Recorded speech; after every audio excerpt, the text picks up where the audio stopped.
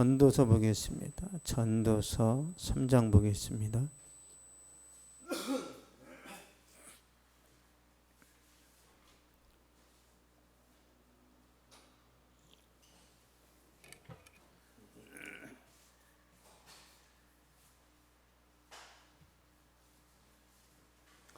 전도서 3장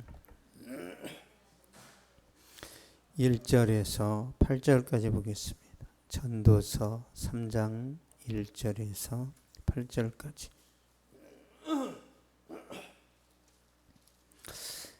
같이 읽겠습니다. 시작. 범사에 기한이 있고 천하만사가 다 때가 있나니 날 때가 있고 죽을 때가 있으며 심을 때가 있고 심은 것을 뽑을 때가 있으며 죽일 때가 있고 치료할 때가 있으며 헐 때가 있고 세울 때가 있으며 울 때가 있고 웃을 때가 있으며 슬퍼할 때가 있고 춤출 때가 있으며 돌을 던져버릴 때가 있고 돌을 거둘 때가 있으며 안을 때가 있고 안는 일을 멀리할 때가 있으며 찾을 때가 있고 잃을 때가 있으며 지킬 때가 있고 버릴 때가 있으며 찢을 때가 있고 꿰맬 때가 있으며 잠잠할 때가 있고 말할 때가 있으며 사랑할 때가 있고 미워할 때가 있으며 전쟁할 때가 있고 평화할 때가 있느니라. 아멘. 모든 일에는 때가 있다라는 제목으로 말씀 전하겠습니다. 옛날 아파트 이름은 간단했는데요. 현대아파트, 삼성아파트, 롯데아파트. 그런데 요즘 아파트 이름이 좀 복잡해졌습니다. 아크로 리버파크 아파트, 타워팰리스, DH 아너힐스. 그 이유를 알아봤더니 시어머니가 서울에 있는 아들 집에 쉽게 찾지 못하도록 며느리들을 배려해서 이름을 그렇게 지었답니다. 그런데 최근에 다시 아파트 이름이 쉬워졌대요. 왜 그런가 했더니 아파트 이름이 복잡하니까 시어머니가 시누이 손을 잡고 올라온다는 거예요. 이 조크예요. 네, 말씀 보겠습니다. 전도서 3장 1절. 전도서 3장 1절입니다. 시작. 범사에 기한이 있고 천하만사가 다 때가 있나니. 아멘. 천하만사가 다 때가 있나니. 지혜의 왕이었던 솔로몬의 말입니다. 솔로몬의 말. 세상 일은 다 때가 있어요. 공부도 때가 있고, 그렇죠? 결혼도 때가 있고, 사업도 마찬가지. 너무 이른 나이에 사업을 해도 별로 안 좋아요. 경험을 축적하고 나서 해야 되는 거죠. 이 때를 무시하면 안 됩니다. 때를. 2절 3절 한번 보겠습니다. 2절 3절. 시작. 날 때가 있고 죽을 때가 있으며 심을 때가 있고 심은 것을 뽑을 때가 있으며 죽일 때가 있고 치료할 때가 있으며 헐 때가 있고 세울 때가 있으며. 아멘. 그러니까 날 때가 있고 죽을 때가 있다. 이 말은 태어난 날이 있으면 죽는 날도 있다는 거죠.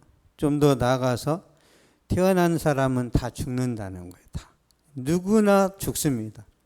산삼을 먹어도 불로초를 먹어도 다 죽습니다. 이 진리 앞에 서야 되는 거죠.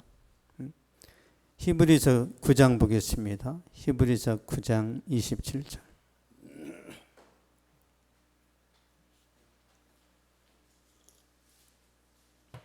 히브리서 9장 27절.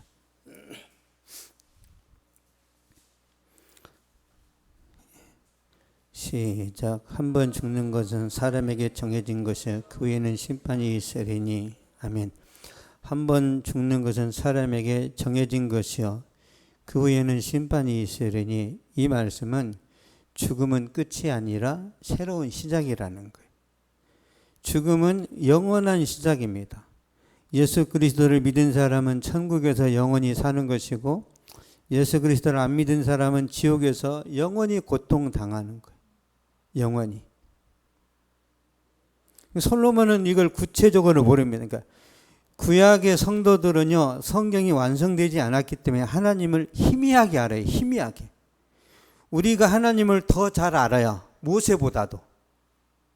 모세는 모세오경의 하나님만 알잖아요. 우리는 계시록까지 다 안단 말이에요. 솔로몬이 어떻게 하나님을 인식하는지 보겠습니다. 전도서 3장 11절. 전도서 3장 11절 보겠습니다. 시작. 하나님이 모든 것을 지으시되 때를 따라 아름답게 하셨고 또 사람들에게는 영혼을 사모하는 마음을 주셨느니라. 그러나 하나님이 하시는 일의 시종을 사람으로 측량할 수 없게 하셨도다. 아멘. 또 사람에게는 영혼을 사모하는 마음을 주셨느니라. 영원한 천국을 사모하는 마음을 주셨다는 거죠. 그래서 사람들은 본능적으로 알아요. 이게 우리가 죽으면 어디 간다라는 거. 모든 종교에는 사후의 세계에 대해서 이야기를 하잖아요. 근데 성경에서는 예수님을 영접한 사람들만 제한적으로 영생을 얻는다고 말하고 있어요. 하나님은 예수 믿는 사람에게만 혜택을 줍니다. 아무리 세상에서 성공을 하고 부자가 되고 대단한 인물이라 할지라도 예수님을 모르면 그 사람 인생은 망한 거예요. 그렇지만 세상에서 거지처럼 살고 성공한 것도 없고 진짜 형편없이 보이지만 예수님을 만났다면 이 사람은 성공한 거죠. 예수님을 만났느냐 만나지 못했느냐가 성공의 기준이에요. 세상에서는 그게 아닙니다. 돈이 있어야 성공한 거예요. 돈. 지난번에도 말씀드렸지만 왜 사람들이 돈에 집착하냐면 돈이 권세입니다. 돈이 능력이에요. 그래서 사람들이 돈을 벌려고 하는 거예요. 근데 영적으로는 돈이 아니죠. 예수님이 중요한 거죠. 요한복음 3장 보겠습니다.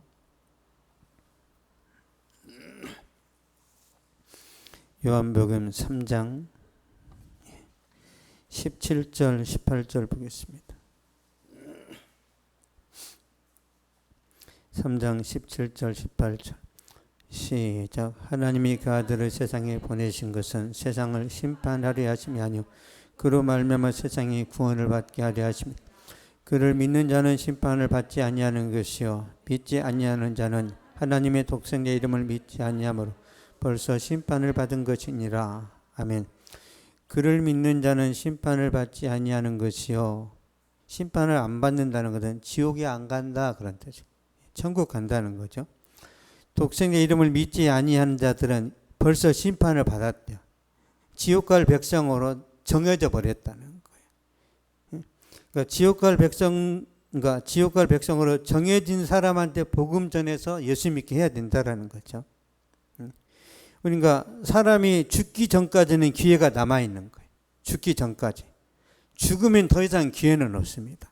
죽으면. 그래서 우리가 세상에서 성공도 하고 또 많은 것들을 경험하고 즐겨야 되지만 제일 중요한 거는 믿음입니다. 믿음이 있느냐. 열심히 공부하고서 놀아야 돼요. 놀고 남는 시간을 공부해야 돼요. 공부하고 놀아야 되잖아요. 그런 것처럼 믿음을 세워놓고 살아야 돼요. 믿음을 세워놓고. 믿음도 안 세워졌는데 나는 이런 결혼하고 싶어요. 나는 저런 결혼하고 싶어요. 예쁘면 돼요. 예쁘면. 진짜 예쁜데 그 여자가 이슬람교면 어떻게 할 거예요? 예쁜데 그 아버지가 스님이면 어떻게 할 거냐고. 사상은 어떤지 신앙은 어떤지 따져봐야 되는 거죠. 그러면 예수 믿고 영생 얻은 천국 백성들이 이 세상에서 어떻게 살아야 되는가? 욕심을 버려야 됩니다. 욕심. 지나친 욕심은요, 인생을 망하게, 인생을. 욕심 때문에 사고치고, 욕심 때문에 사람을 죽이죠. 보겠습니다. 야고보서 4장. 우리가 어떻게 살아야 되는지. 야고보서 4장 13절, 14절.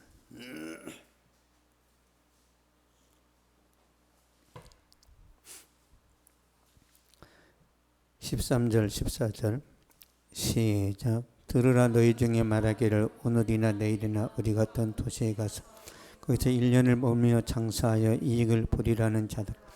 내일 일을 너희가 알지 못하는도다. 너희 생명이 무엇이냐? 너희는 잠깐 보이다가 없어지는 안개니라. 아멘.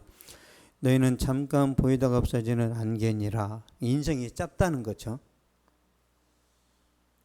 인생은 안개와 같대. 무슨 뜻이에요? 무모한 계획을 세우지 말라는 거예요. 여러분, 비가 많이 오면 지렁이들이 뭐 기뻐서 나오는지는 모르겠지만 지렁이들이 땅 속에서 나오죠. 마시를 나가요. 멀리 막 돌아다닙니다. 너무 신나서 사람들이 다니는 길목까지 나와요. 그러다가 햇빛이 쬐면 어떻게 돼요? 죽죠. 너무 멀리 원정을 가서 그래요. 야구할 때 안타 치고 1루 나가는데 너무 간격을 벌리면 어떻게 돼요? 견제구에 죽죠.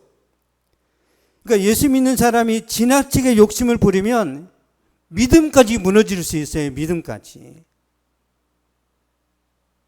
지혜로워야 돼요. 어느 정도까지 거리를 둬야 되는지, 무작정 투자를 해야 되는지. 왜? 이게 본질이 아니거든요. 본질은 믿음이란 말이에요. 믿음. 우리의 영원한 생명이 본질인데 믿음이 아니라 계속 세상에서 어떻게 하면 내가 더 잘 될까. 여러분 참 막 어디 에베레스트 산에 올라가 별거 없어요. 올라가 보면 태극기 하나 꽂으면 그걸로 끝이란 말이에요.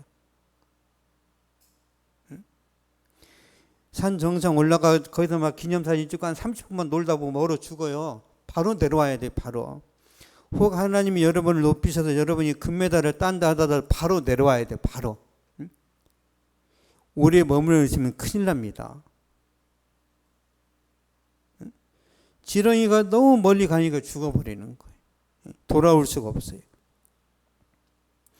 그래서 우리는 뭘 하든지 믿음 안에서 해야 됩니다. 믿음 안에서 웃고 믿음 안에서 울고 믿음 안에서 슬퍼하고 믿음 안에서 춤을 추고. 그러니까 나는 항상 춤춘다. 매일 항상 춤춘 사람은 어떤 사람이에요? 미친 사람이에요. 아무리 하나님을 믿었어도 가족이 죽고 하던 일이 잘 안 되면 슬퍼야 정상이잖아요. 근데 매일 기쁘면 어떻게 돼요? 그래도 꽃을 꼽아야지. 왜 예수 믿는데 왜 내가 신앙생활 하는데 이렇게 어려운가? 그 어려움과 그 환난이 안전장치입니다. 안전장치. 그 가시 때문에 내가 내 자신을 지켜낼 수 있는 거예요. 하나님의 선물입니다. 선물. 전도서 보겠습니다. 전도서. 하나님이 어떻게 하시라고 하는지. 전도서 7장 14절.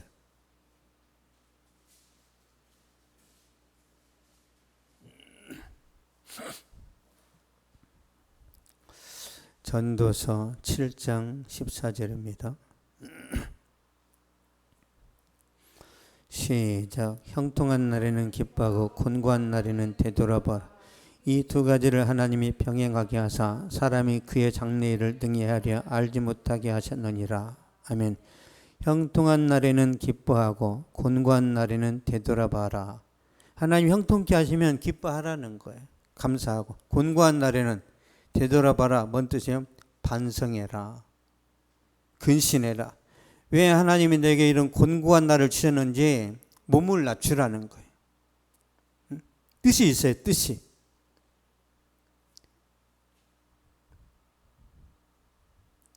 결론은 그겁니다. 모든 것 하나님이 주권하니 하나님이 겸손하면 형통하게 하신다고 그러죠. 교만하면 망한다고 그랬어요. 근데 우리는 교만했다, 겸손했다 이거를 계속 반복합니다. 계속. 근데 고생하고 많은 연단 받은 사람들은 이 겸손한 이 마음의 자세를 잘 유지한단 말이에요. 그게 실력이에요. 그게 실력.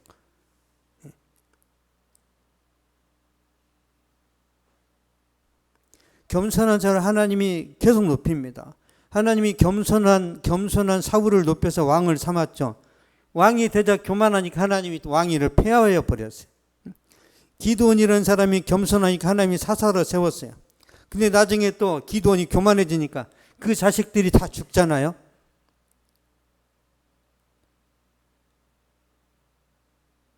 그래서 우리가 하나님 은혜 가운데 죽는 날까지 겸손해야 됩니다. 겸손한 사람은 반드시 잘 돼요. 반드시. 겸손한 여러분의 삶에 하나님의 축복이 넘쳐날 줄로 믿습니다. 기도하겠습니다. 살아계신 하나님 감사합니다. 전도서 말씀을 통해서 우리가 다시 한번 우리 신앙을 돌아보게 하여 주시고 우리 남은 주어진 인생에 대해서 어떤 자세로 살아가야 되고 또 어떻게 우리 인생을 펼쳐 나갈지에 대한 말씀을 허락하여 주셨사오니 살아계신 아버지 지나친 욕심을 버리게 하여 주시고 또 우리가 매 순간마다 겸손하여 모든 마귀들이 우리의 빈틈을 노리고 있을지인데 그 빈틈을 내어주지 않게 하여 주시고 깨어서 기도하고 성령으로 충만하면서 하나님의 내 실력과 전문성에 대해도 철저하여 나에게 때가 주어졌을 때에 제 기량을 발휘할 수 있도록 힘을 주시고 지혜를 주시고 능력으로 함께하여 주시옵소서. 지금까지도 주님께서 인도하셨던 것 믿습니다. 남은 시간, 남은 우리 인생도 우리 인생의 후반전은 하나님의 축복 속에 더 잘 될 줄로 믿사오니 살아계신 아버지의 반전하는 하나님의 손길을 경험하게 하여 주시옵소서. 감사드리며 예수님의 이름으로 기도하옵나이다. 아멘. 하늘에 계신 우리 아버지 이름이 거룩히 여김을 받으시오며 나라가 임하옵시며 뜻이 하늘에서 이루어진 것 같이 땅에서도 이루어지이다. 오늘 우리에게 일용할 양식을 주시옵고 우리가 우리에게 죄진 자를 사하여 준 것 같이 우리 죄를 사하여 주시옵고 우리를 시험에 들게 하지 마시옵고 다만 에게서 구하시옵소서. 나라와 권세와 영광이 아버지께 영원히 사옵나이다. 아멘.